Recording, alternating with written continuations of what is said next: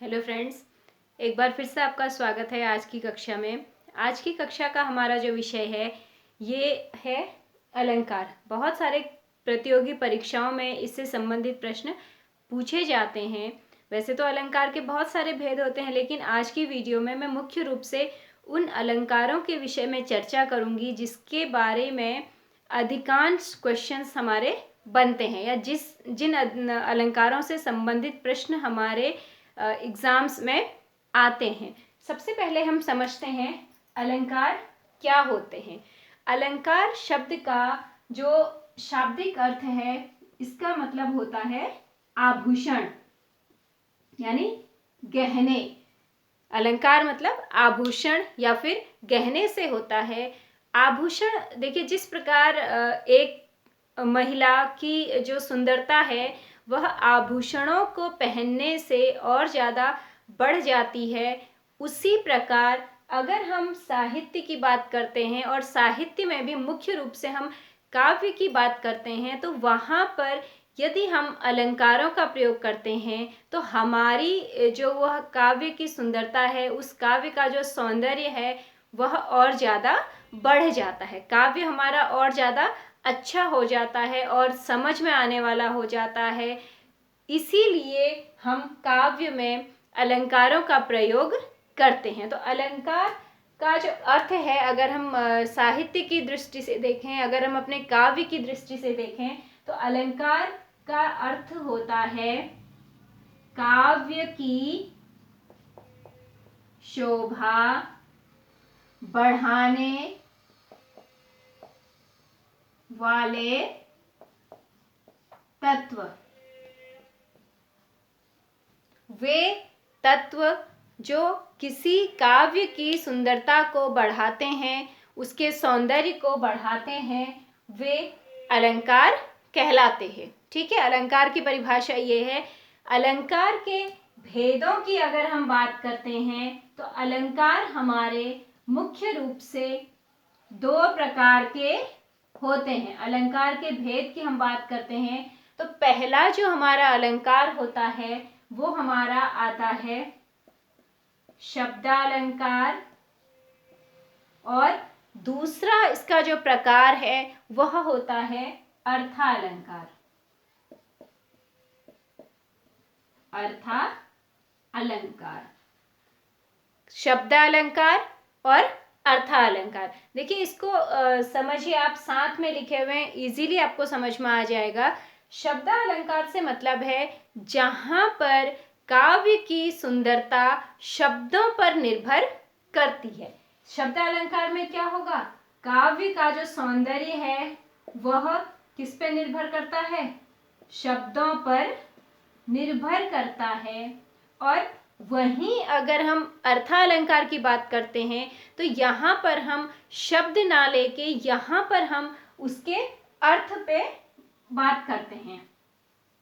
काव्य का जो सौंदर्य है वह किस पे होता है, अर्थ पर आधारित होता है। ठीक है, यानी शब्दालंकार जहां पे हमें अर्थ से कुछ नहीं लेना देना है, हम सिर्फ शब्दों की बात करते हैं या फिर हम वर्णों की बात करते हैं। और अर्थालंकार में अगर हम आते हैं तो अर्थालंकार में हम शब्द नहीं देखते, बल्कि उसका अर्थ जो निकलता है उसके आधार पर हम उसे कविता में प्रयोग करते हैं। यानी उसका जो सौंदर्य है वह उनके अर्थों पर निर्भर करता है। ठीक है, तो अलंकार माने काव्य की शोभा बढ़ाने वाले तत्व हो जाते हैं। अलंकार के दो भेद होते हैं। शब्दालंकार जहां पर हमारे काव्य का सौंदर्य शब्दों पर निर्भर करता है। अर्थालंकार जहां पर हमारे काव्य का सौंदर्य शब्दों पर नहीं बल्कि अर्थ पर निर्भर करता है, वहां पर अर्थालंकार होता है। अब हम इनके विषय में विस्तार से बात करेंगे। सबसे पहले हम बात करेंगे शब्दालंकार की। ठीक है, शब्दालंकार क्या होते हैं, शब्दालंकार के अंतर्गत हम मुख्य रूप से किन किन चीजों को लेते हैं, उसके कितने भेद होते हैं। पहला है हमारा शब्दालंकार। देखिए शब्दालंकार जो शब्द है यह दो शब्दों से मिलकर बना है, शब्द प्लस अलंकार। ठीक है, संधि हम पढ़ चुके हैं, शब्द प्लस अलंकार, तो इसे मिलाकर हम क्या लिखते हैं, शब्दालंकार लिखते हैं, क्योंकि यहाँ का अ और इसका अ मिलके आ बन जाता है, तो इसलिए इसको हम शब्द अलंकार नहीं लिखते हैं, बल्कि क्या लिखते हैं, शब्दा, इसका और इसका अ से आ की मात्रा बन जाती है, शब्दालंकार। इसे इस प्रकार से लिखा जाता है, इसे अलग अलग शब्द अलंकार हम नहीं लिखते हैं, लेकिन इसका जो अर्थ है वह वही होता है कि शब्द अलंकार यानी शब्दों के आधार पर कविता का सौंदर्य, शब्दों के आधार पर भाषा का सौंदर्य जब बढ़ता है वहां पर हम शब्दालंकार उसे कहते हैं। ठीक है, शब्दालंकार के अंतर्गत वैसे तो बहुत सारे अलंकार आते हैं, लेकिन मुख्य रूप से जिनसे प्रश्न बनते हैं, जिन पे प्रश्न हमारे जो भी प्रतियोगी परीक्षाएं हैं उसमें आते हैं, वह मुख्य रूप से हमारे 3 अलंकार इसमें होते हैं। पहला है अनुप्रास अलंकार। सबसे पहला अलंकार जो हम पढ़ते हैं, जो शब्दालंकार का भेद है, वह है हमारा अनुप्रास अलंकार। दूसरा हमारा होता है इसमें यमक अलंकार, और तीसरा जो भेद है शब्दालंकार का वह होता है श्लेष अलंकार। श्लेष अलंकार, ठीक है। तो शब्दालंकार के अंतर्गत हम मुख्य रूप से इन 3 अलंकारों की बात करते हैं। पहला अनुप्रास अलंकार होता है, दूसरा हमारा यमक अलंकार आता है, और तीसरा हमारा श्लेष अलंकार होता है। तो आज की जो वीडियो है इसमें मैं केवल शब्दालंकार आपको बताऊंगी, और अर्थालंकार की वीडियो इसके बाद ग्रुप में इसके बाद जो हमारा चैनल है उसमें अपलोड की जाएगी। तो आज की वीडियो पर जो हम चर्चा करेंगे वह सिर्फ इन्हीं 3 अलंकारों के विषय में बात करेंगे। सबसे पहले हम देखते हैं अनुप्रास अलंकार को। 2 अलंकार हम फिर पढ़ेंगे। अनुप्रास अलंकार की जब हम बात करते हैं तो अनुप्रास अलंकार हमारा वहां पे होता है, देखिए अनुप्रास अलंकार कहाँ होगा, जहां पर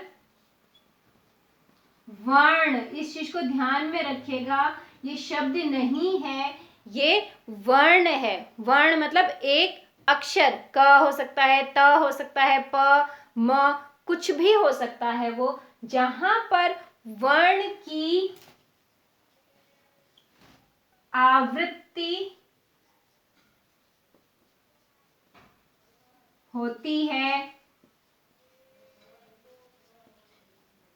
आवृत्ति मतलब होता है रिपीटेशन। आवृत्ति का मतलब क्या है, रिपीटेशन, यानी दोहराया जाता है। जहां पर कोई वर्ण बार बार दोहराया जाता है वहां पर हमारा क्या होता है, अनुप्रास अलंकार होता है। दूसरा इसमें होता है कोई शब्द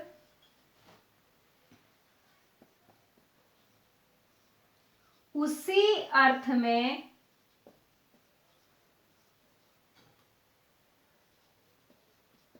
प्रयोग होता है, लेकिन 2 बार आता है। यानी 2 कंडीशन इसकी होती हैं।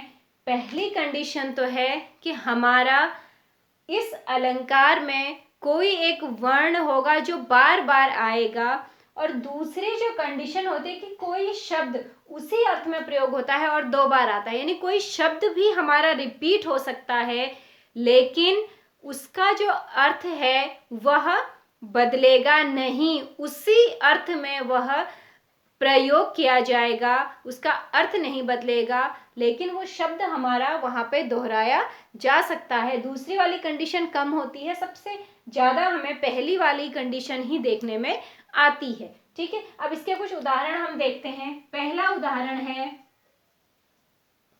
नभ पर चमचम चपला चमकी। नभ पर चमचम चपला चमकी। इसको देखिए, इस उदाहरण में चौ वर्ण जो हमारा है, यहाँ भी आया है, यहाँ भी आया है, यहाँ भी आया है, यहाँ भी आया है, यानी हमारा जो चौ वर्ण है, शब्द नहीं है, चौ वर्ण बार बार आने के कारण इस उदाहरण में कौन सा अलंकार है? इसमें हमारा अनुप्रास अलंकार है, क्योंकि यहाँ पर एक वर्ण रिपीट हुआ है, एक वर्ण हमारा बार बार आया है। इसी का एक और उदाहरण हम देख लेते हैं। तरनी तनुजा तट तमाल तरुवर बहुछाये।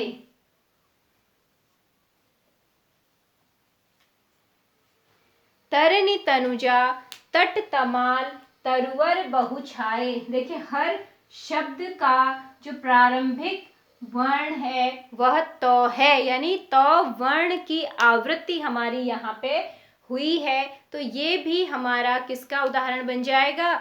ये भी हमारा अनुप्रास अलंकार का उदाहरण बनेगा। ठीक है, जहाँ पर हमारे शब्द नहीं, वर्ण बार बार आते हैं। एक ही वर्ण हमारा हर शब्द में प्रयोग होता है, 2 शब्दों में प्रयोग हो सकता है, 3 शब्दों में प्रयोग हो सकता है, 3 से ज्यादा में प्रयोग हो सकता है। देखिए, यहाँ पे हमारे 3 शब्दों का इनिशियल, 3 शब्दों का प्रारंभिक वर्ण च है। यहाँ पे हम देखते हैं 1 2 3 5 शब्द हमारे क्या है? कंटिन्यू त से प्रारंभ हो रहे हैं। तो जहाँ पर कोई वर्ण हमारा बार बार आता है, इसी को हम आवृत्ति बोलते हैं। बार बार होना किसी चीज का, रिपीटेशन जिसको कहा जाता है, उसी को हिंदी में आवृत्ति बोलते हैं। तो जहाँ पर हमारे वर्णों की आवृत्ति होती है, एक वर्ण बहुत बार आता है एक ही पंक्ति में, वहाँ पर हमारा अनुप्रास अलंकार होता है। इसी का एक और उदाहरण बताऊंगी जो इसकी दूसरी कंडीशन है उस पे आधारित है। देखिए, सिर्फ एग्जाम्पल में इसका मिटाती हूं अभी। इसमें है, देखिए, तीसरा उदाहरण इसका हम ले लेते हैं। मधुर मधुर मुस्कान मनोहर।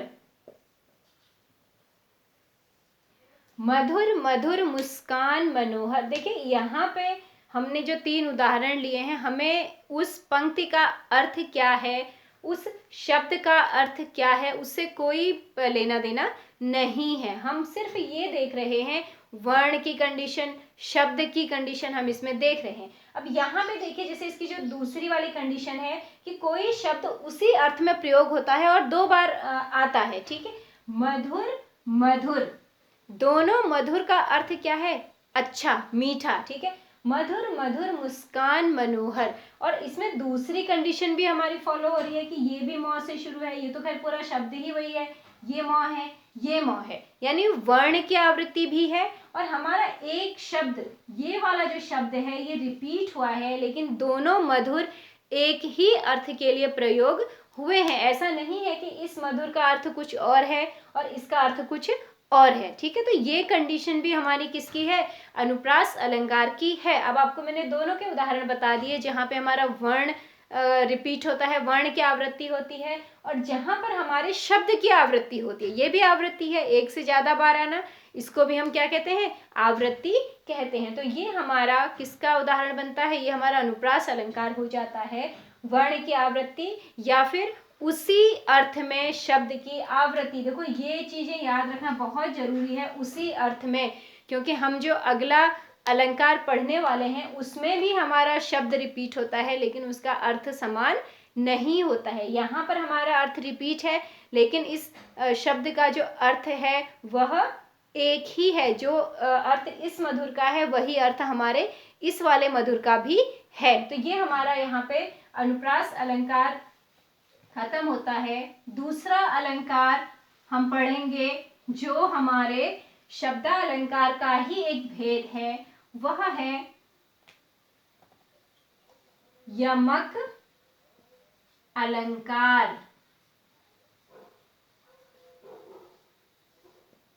यमक अलंकार, देखिए यमक का जो अर्थ होता है, यमक जो शब्द है वह युग्म से बना है। युग्म यानी पेयर, युग्म यानी जोड़ा, ठीक है। तो यमक अलंकार जहां पर भी आप देखेंगे तो यमक का मतलब आप ये समझिए कि वहां पर शब्दों का युग्म है, शब्दों का जोड़ा है। लेकिन अंतर क्या है, देखो शब्दों का जोड़ा हमने अनुप्रास में भी देखा, मधुर मधुर मुस्कान मनोहर, ठीक है, दो शब्द आ रहे थे तो जोड़ा मतलब दो, पेयर। यहाँ पर भी शब्दों का जोड़ा होता है, लेकिन यहाँ पे शब्द जितने बार प्रयोग में होगा उतनी बार उसका अर्थ अलग अलग होता है। यही इसकी परिभाषा है। जहां पर कोई शब्द, जहां पर कोई शब्द, देखिए वर्ण नहीं, यहां पर किसकी बात कर रहे हैं, शब्द की बात कर रहे हैं, दो या दो से अधिक बार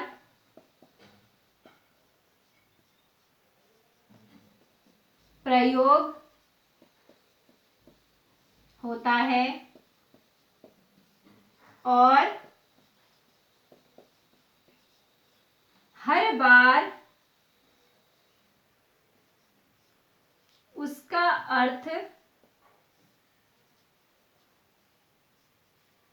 अलग अलग होता है। जहां पर कोई शब्द दो बार भी प्रयोग हो सकता है, दो से ज्यादा बार भी प्रयोग हो सकता है, लेकिन जितनी भी बार वह प्रयोग में लाया जाएगा, वह प्रयोग होगा, उतनी बार उसका अर्थ अलग अलग होगा, वहां पे हमारा यमक अलंकार होता है, ठीक है। यानी शब्द जितने बार आप देखेंगे उतनी बार उसका अर्थ अलग होगा। इसको उदाहरण से हम समझते हैं। पहला इसका उदाहरण है काली घटा का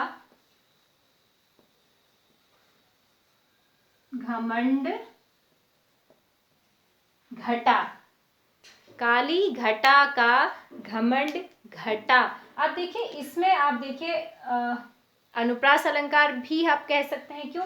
क्योंकि घ वर्ण की आवृत्ति हो रही है। देखो अनुप्रास अलंकार हमारा किसी भी अलंकार के साथ हो सकता है, सबसे ज्यादा प्रयोग में आने वाला अलंकार है, क्योंकि जब भी हम कविता लिखते हैं तो हम राइमिंग का ध्यान रखते हैं, तुकबंदी का ध्यान रखते हैं, और उसमें ऐसा होता है कि बहुत सारे शब्द हमारे लगभग एक समान वर्णों के साथ शुरू होते हैं या फिर खत्म होते हैं। तो अनुप्रास तो हमारा आपको 80% जो भी कविताएं आप पढ़ते हैं उसमें आपको अनुप्रास मिल सकता है। लेकिन मुख्य रूप से हम यहाँ पे बात करेंगे इसके यमक अलंकार में होने की। क्यों?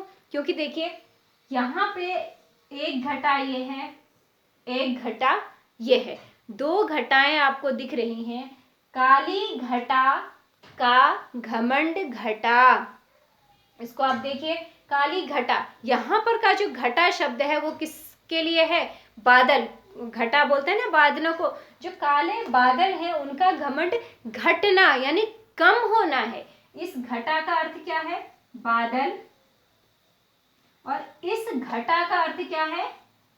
कम होना, घटना, बढ़ना, इस तरीके के दो है ना विलोम शब्द। तो यहाँ पर पहला घटा बादल के लिए प्रयोग किया गया है, और दूसरा जो घटा शब्द हमारा है वह कम होने के लिए प्रयोग किया गया है।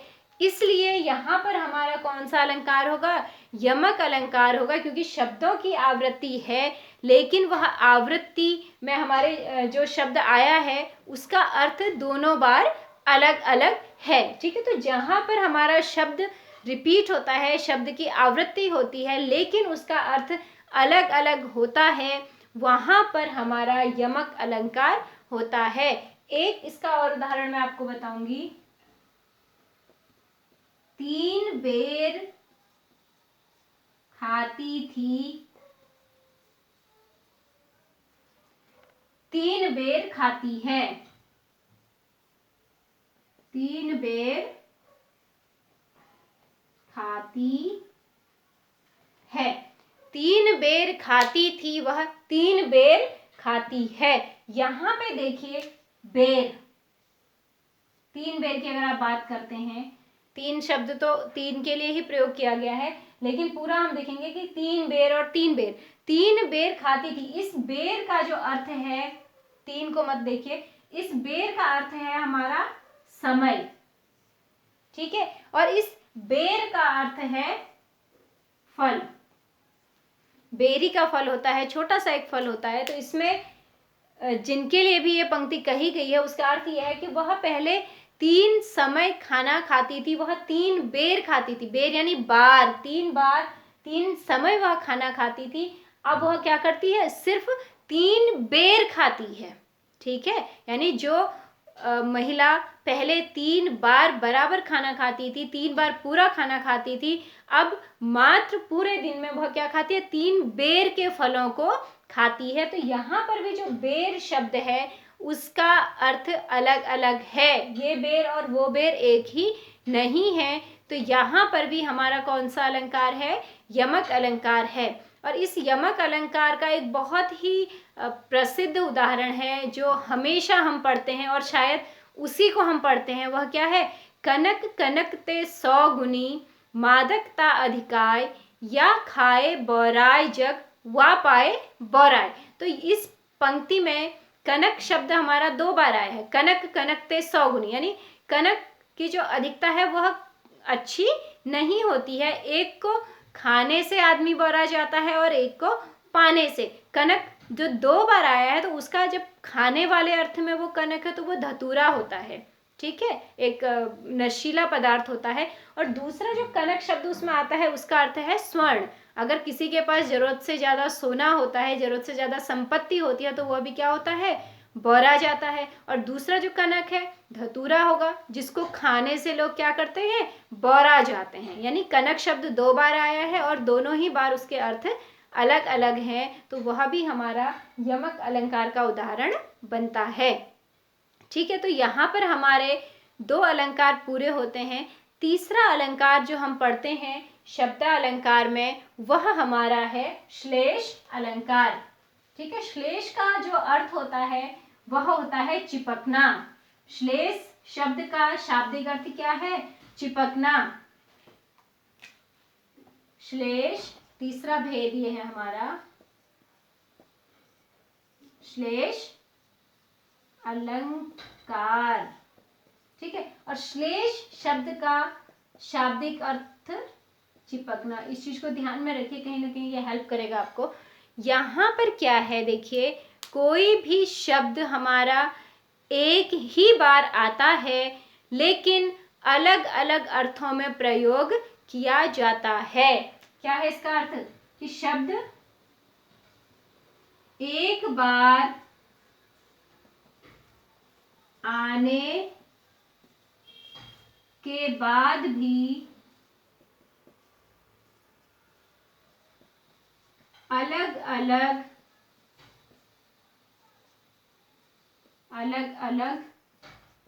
अर्थों में प्रयोग या प्रयुक्त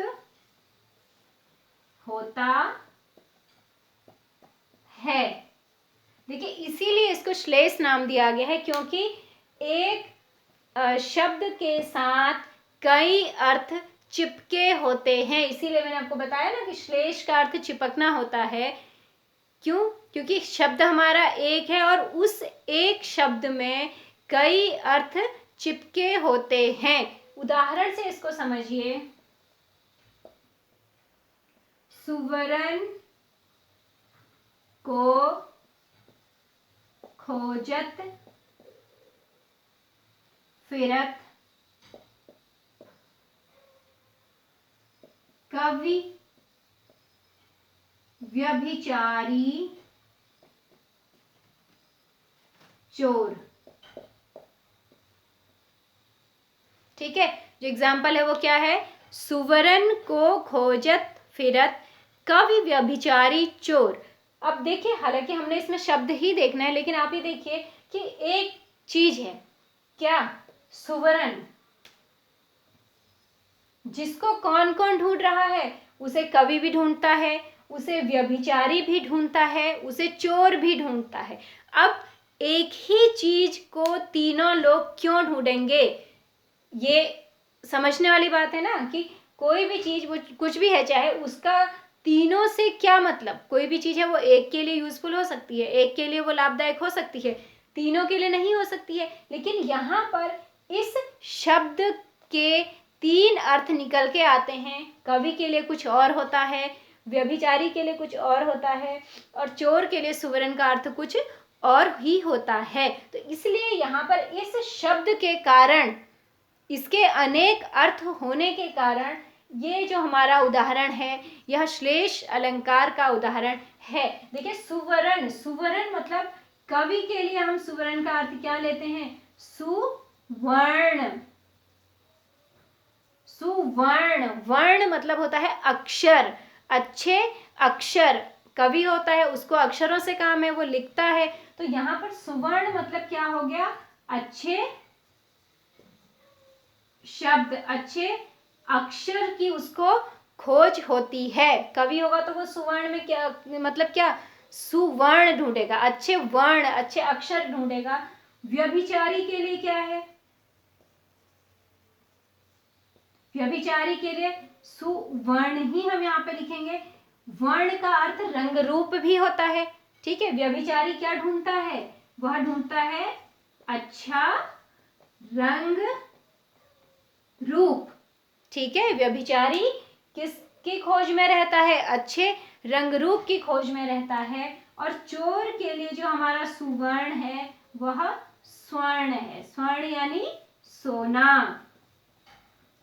चोर का काम चोरी करना है, तो उसे ना तो अच्छे शब्दों से मतलब है, न उसे अच्छे रंग रूप से मतलब है, उसे क्या चाहिए, उसे सोना चाहिए। तो इसलिए चोर के लिए सुवर्ण का जो अर्थ है वह क्या बनता है, सोना बनता है। लेकिन मुख्य रूप से इन तीनों को बताने के लिए एक शब्द का प्रयोग किया गया है, वह है हमारा सुवर्ण, ठीक है। सुवर्ण को खोजत फिरत, सुवर्ण को कौन कौन ढूंढते फिरता है, कवि अच्छे शब्द लेता है वो सुवर्ण से, व्यभिचारी उसके लिए सुवर्ण मतलब अच्छा रंग रूप है, और चोर उसके लिए सुवर्ण मतलब सोना है। यानी एक ही शब्द में इन तीनों के अर्थ चिपके हैं, जुड़े हैं, इसलिए यहाँ पर हमारा श्लेष अलंकार होता है, ठीक है। तो ये जो है, यहाँ पे हमारा शब्द अलंकार खत्म हो जाता है।